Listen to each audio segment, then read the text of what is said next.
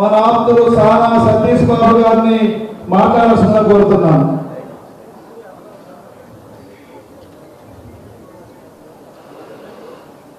అందరికీ నమస్కారం.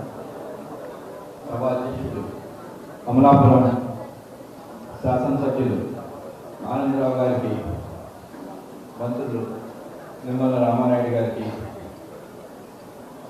ఎమ్మెల్సీ సోము వీర్రాజు గారు, మాజీ మంత్రులు కన్నా లక్ష్మీనారాయణ గారికి, ఎమ్మెల్యే బండా సత్యనారాయణ గారికి, కోనసీమ జిల్లా టీడీపీ అధ్యక్షుడు గుర్తు సాయి గారికి, జిల్లా బీజేపీ అధ్యక్షుడు అడవాల సత్యనారాయణ గారికి, మెట్ల రామబాబు గారికి, అందరికీ కూడా నా కృతజ్ఞతలు. మీరు ఈ సభా వేదికని అలంకరించినందుకు. ఇక్కడ నేను ముగ్గురు పేరు చెప్పలేదు, ఎందుకంటే వాళ్ళ నా సోదరులు దన్నం పదరాజు,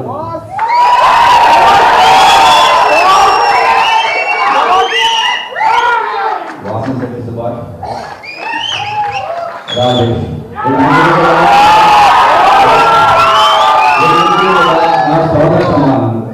నేను ముగ్గురికి కూడా గత 2.5 ఏళ్ళుగా రాజకీయంగా ఏమి కావాలి అన్నది నేను ప్రత్యేకంగా వాళ్ళ విషయంలో నేను ప్రత్యేక శ్రద్ధ తీసుకోవడం జరుగుతుంది.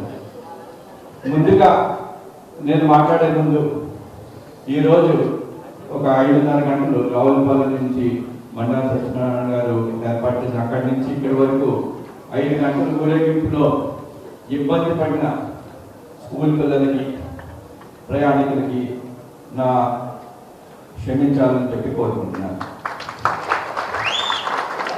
ఈరోజు ఇక్కడ నేను ఈ సభకి రావడానికి, నేను కోనసీమ గత 2.5 ఏళ్ళుగా ప్రతి నెల ఇంచుమించు ఒకసారి వస్తున్నాను.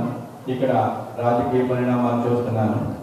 నాకు గత ప్రభుత్వం, గొడ్డల ప్రభుత్వం 2019-24లో జరిగిన మారణకాండ, జరిగిన విషయాలు అన్నీ కూడా నాకు ఇక్కడికి కూడా కళ్ళకు కట్టినట్టు ఉన్నాయి.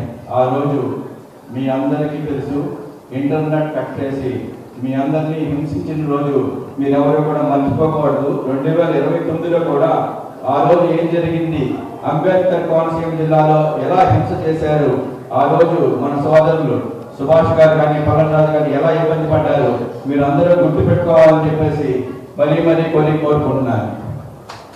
మీకు మా ప్రభుత్వం గురించి మీకు ప్రత్యేకంగా చెప్పాలంటే, ప్రజలని కులాలతో చూసే ప్రభుత్వం గొడ్డల ప్రభుత్వం, ప్రజలని కుటుంబంగా చూసే ప్రభుత్వం కూటమి ప్రభుత్వం. ఇది మీరు గుర్తుంచుకోవాలి. మేమెప్పుడు కూడా అందరం ఒక కుటుంబంగా ఉంటాం. ఇక్కడ మేము మాట్లాడుకున్న వాళ్ళందరూ వేరే మాకు కులం అన్నది తర్వాత విషయం. మాకు ఫస్ట్ సోదరులు, అలాగే మేము ఉంటాం. అలాగే మా సుభాష్ కానీ, పల్లరాజు కానీ, రాజేష్ కానీ అందరం కూడా అలాగే కలుస్తాం. అంచేత ఈ ప్రశాంతమైన కోనసీమలో అందరూ అన్నదమ్ములుగా కలిసి మన ఐక్యతని ముందుకు తీసుకెళ్లే విధంగా, అంటే కోనసీమ అంటే ప్రశాంతంగా ఉంటుంది, కోనసీమ అంటే మంచి మనుషులు అని మళ్ళీ నిరూపించి 2019-24 జరిగిన చీకటి మచ్చని మనం చెరిపేయాలని చెప్పేసి మరీ కోరుకుంటున్నాను. అంతేకాకుండా మా కూటమి ప్రభుత్వం కోనసీమలో అంబేద్కర్ కోనసీమలో జన్మించిన డొక్కా సీతమ్మ గారిని మర్చిపోలేదు. డొక్కా సీతమ్మ గారి పేరు మీద మధ్యాహ్న భోజనం పథకం పెట్టారు. అలాగే సామాజిక శెట్టిబలిజీ, సామాజికవేత్త సత్యబలి ఘాతకుగా దొమ్మేటి వెంకటరెడ్డి గారిని మర్చిపోలేదు. దొమ్మేటి వెంకటరెడ్డి గారి విగ్రహం పెట్టి దొమ్మేటి వెంకటరెడ్డి గారి దినము ప్రత్యేకంగా ప్రకటించి ఆ మార్చి 23 ప్రకటించడం జరిగింది. అలాగా అన్ని కులాన్ని కలుపుకుంటూ ఒక కుటుంబంగా మేమందరం కలిసిమెలిసి వెళ్తున్న ఈ రోజు మీకు మా కూటమి ప్రభుత్వం నుంచి ప్రత్యేకంగా చెప్పగలిగేది ఏంటంటే, మేము కులాలను చూడం, మేము అందరినీ కలుపుకొని మేము ఉపాధి చూస్తాం, మేము ప్రజల అభ్యున్నతి చూస్తాం. అంతే తప్ప కులాలను కానీ మతాలను కానీ ఇలా చుట్టుపెట్టే ఆలోచన ఆ గొడ్డల ప్రభుత్వానికి మాత్రమే ఉంది. ఈ రోజు నాకు ఈ సన్మానం చేయడానికి ప్రత్యేకంగా పలంరాజు గారికి ధన్యవాదాలు. మీ వల్ల పలంరాజు గారితో ఉండే వాళ్ళందరికీ కూడా ప్రత్యేక ధన్యవాదాలు. ఇంత మంది ఇంత ఆప్యాయతతో ఇక్కడికి రావటం నా బాధ్యత పెంచింది. మీకు